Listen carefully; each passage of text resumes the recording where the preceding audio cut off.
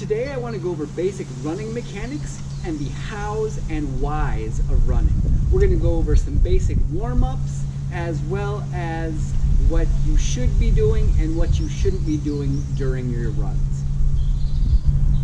Now you may be tempted to just walk out your front door and start running, but you would be wise to start off with some basic warm-ups. So the start of what we're going to do is this knee pull. So with that one is get that knee up and pull as close as you can to your chest. So I'm also pulling my toe up with that, as that is part of running. As you're running forward, you're wanting to pull your toe there, not let it drag. So it's going to be this pull and release, pull and release. All right, so take a look at my lower back here. I don't want to see this happen. All right, so we're looking at as far as you are able to pull your knee up with keeping a good neutral spine. And to keep that neutral spine, you've got to keep your abs tight. Next, we'll take it to the ground and we're going to be doing a straight leg raise.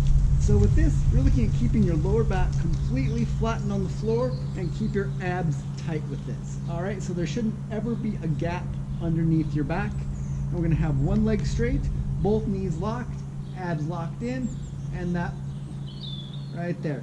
Pull that toe back. And we're looking at also keeping this grounded foot, toe pointed straight up. So you're not going to let this happen and you're not going to be twisting your body. You got to keep this core really tight. So you'll do 10 on one side and switch that up, do 10 on the other, and be looking for a good stretch of the hamstring. Don't go any further than your hamstring allows you to stretch with a straight leg. Next, we're going to do a swing through. So with this one, again, we're keeping abs tight and a neutral spine. And this is going to be a swing and back. So I don't want to see this happening, so all this movement in your torso. We're keeping your upper body completely rigid and all the movement is coming from right here at that hip. And since this is a unilateral movement, work at getting that opposite hand moving as well.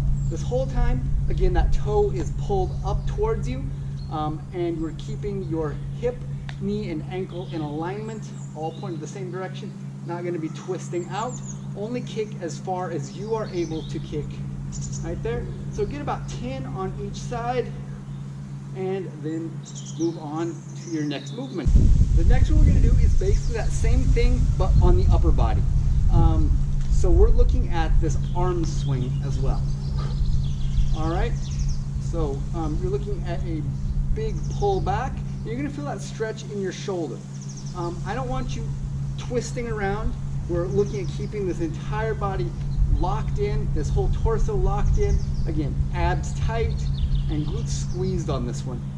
Now we're just looking right there. So it's explosive movement up, because as you're running, this should be happening, none of this. That's going to be losing power.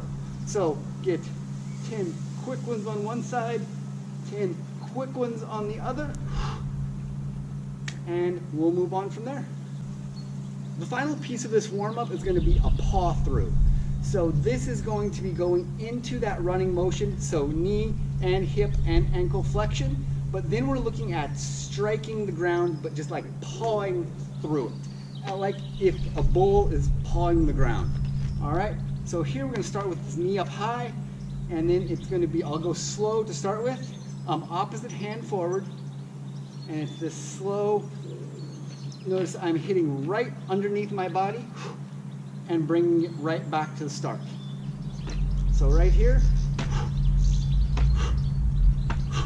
So as I'm striking the ground, just barely brushing it, then I drive my heel back up to my glute and drive that knee forward.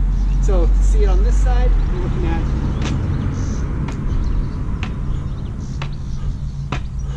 and all the while you're keeping that core really tight so that you're not moving to the side a lot. And finally, we're going to take a look at heel strike versus midfoot strike. A lot of people are going to start running and they're going to hit their heel on the ground. There's two things that can go wrong here. The first one, this is called braking force.